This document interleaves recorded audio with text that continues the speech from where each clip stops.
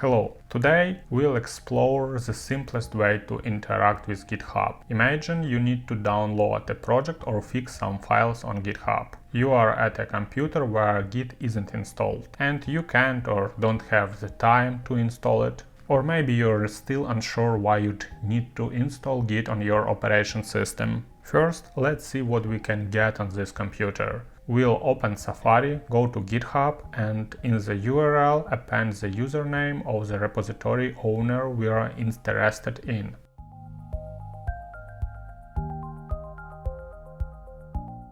Let's try to download our repository using the terminal command git clone.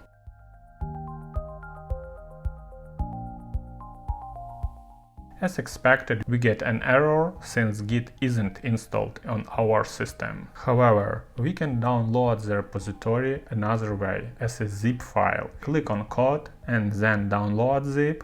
As you can see, it's all downloaded, it works.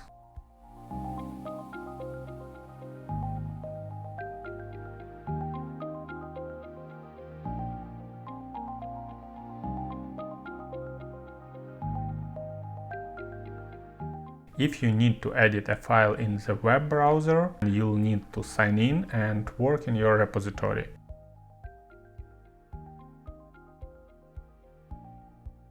Make sure you've selected the correct branch.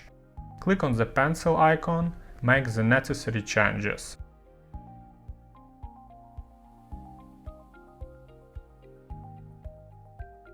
And hit Commit Changes, and again, the changes are saved. Let's refresh the page to verify.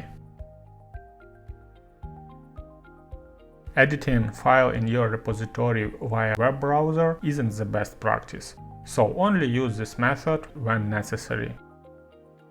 Thanks for watching this video. I hope you'll stick around on our channel. I'd appreciate a comment and a like below this video.